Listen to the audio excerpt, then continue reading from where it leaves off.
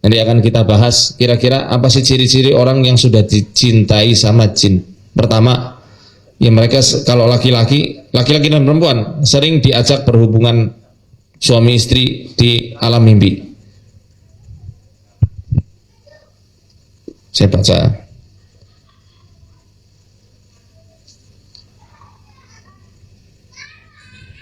Kalau mau tidur, dirinya merasakan ada sosok makhluk yang ikut berbaring di sampingnya. Hilang keinginan untuk menikah. Jadi dia dibikin trauma. Seakan-akan semua laki-laki itu jahat, semua wanita itu jahat. Dan dia dibikin nyaman untuk apa? Untuk senantiasa menetapi hubungannya dengan bangsa jin. Dia lebih nyaman dengan bangsa jin daripada nyaman dengan sesama teman-teman dari bangsa manusianya. Tidak tertarik dengan lawan jenis. Nah, ini saya katakan di berbagai kasus manusia-manusia yang dicintai sama jin akhirnya terjebak pada lingkaran LGBT. Jadi suka dengan sesama jenis. Sudah berapa kali kita nangani, Mas? Yang masuk ke media kami di MFO, karena MFO kan baru 1 tahun ya, baru ada 3 kasus orang-orang yang suka sesama jenis, kita rukyah semua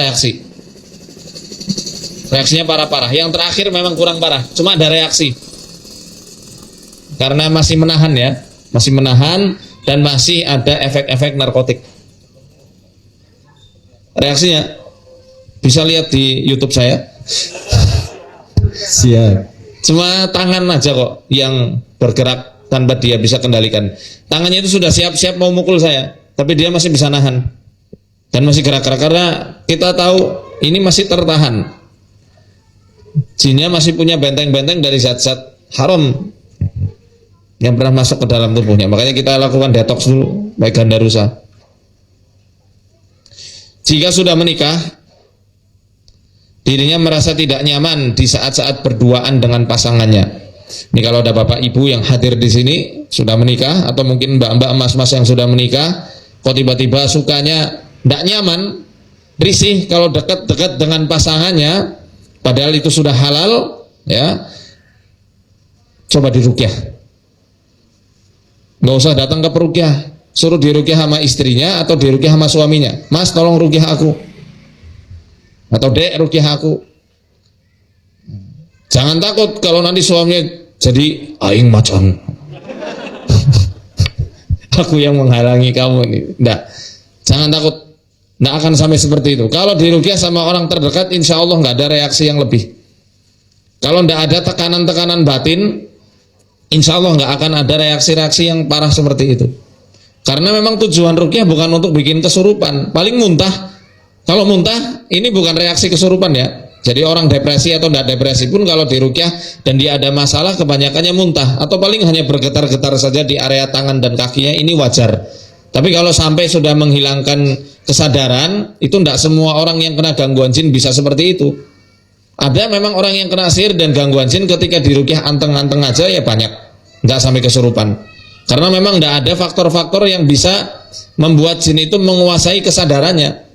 Paling muntah, keringgingan, semutan, bergetar di tangan dan kakinya, maaf, kentut-kentut, langsung buang air di situ, ya. Seperti itu keadaannya. Lanjut ya. Tidak ada keinginan, maaf, berhubungan suami istri secara alami. Biasanya dilakukan karena terpaksa dan untuk menggugurkan kewajiban saja. Maaf ini karena banyak yang jomblo.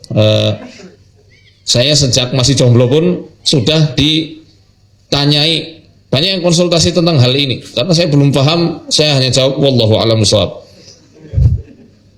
Kalau sekarang saya paham, ya berarti ada masalah kalau seperti ini keadaannya.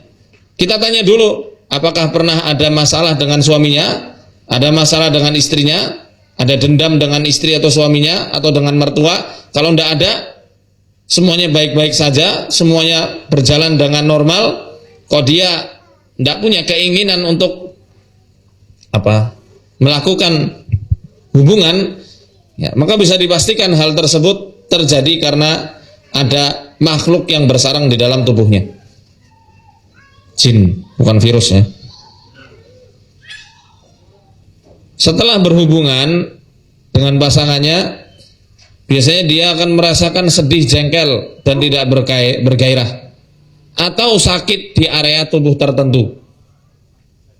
Kedelapan, sulit punya keturunan walaupun dirinya termasuk orang yang subur dan tidak mandul. Jadi sudah dicek ke dokter, ke medis, semuanya normal, suaminya normal, istrinya normal, tapi tetap tidak bisa punya keturunan.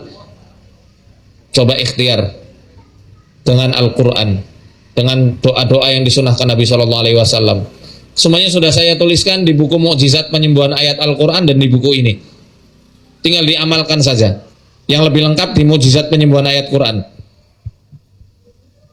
Dan ini untuk menguatkannya, kalau misal ada ya di antara sanak saudara dari mas-mas mbak-mbak sekalian yang masih belum punya keturunan, biasanya tanda yang menguatkan adalah sering mimpi menemukan bayi, atau mimpi di kamar mandi tapi sangat sulit airnya, atau mimpi ketemu ular, mimpi ketemu nenek-nenek, atau yang semisal dengannya. Sering bermimpi dilamar dan dipaksa menikah oleh sekelompok orang yang nggak dikenal, seperti didandani dengan dandanan pengantin khas Jawa misalnya, untuk wanita ataupun pria, dibawa ke suatu tempat yang sangat asing, bisa di lautan, ya, bisa di seperti kayangan, bisa di tempat yang cahayanya itu, cahaya mataharinya itu tidak siang dan tidak malam. Dia didatangi oleh banyak sekelompok orang di situ, kemudian dipaksa untuk memberikan seserahan atau didudukan di pelaminan dengan sosok pengantin yang sangat beautiful atau sangat handsome, atau mungkin ngelihat, betul-betul lihat dinikahkan dengan ular, harimau atau yang semisalnya. Beda-beda soalnya ya, tergantung jenis gangguannya. 10. Dorongan kuat untuk selalu melakukan onani dan masturbasi. Tidak nyaman dengan keramaian dan lebih memilih menyendiri, terkurung di dalam kamar. Seperti yang tadi sudah saya jelaskan. Saya sudah jelaskan di awal, mereka itu mempertahankan orang-orang yang dicintainya, sehingga akan dibikin dijauhi oleh orang-orang yang ada di sekitarnya. Akhirnya dibikin terkurung terus di dalam kamar menyendiri. Ya, seperti itu. Sirkulasi haid tidak normal, ini bagi wanita. Mengalami istihadah tahu? Istihadah itu pendarahan ya. Dan mengalami banyak keputihan. Yang 13, badan terlalu kurus susah gemuk, atau sebaliknya, badan gemuk menggelambir susah kurus. Timbul bau badan yang tidak sedap dan menyengat. Ini karena ditempeli sama sesuatu. Jadi baunya itu ya bukan karena baunya sendiri, bau dari makhluk yang ada di sekitarnya itu, yang mencintainya.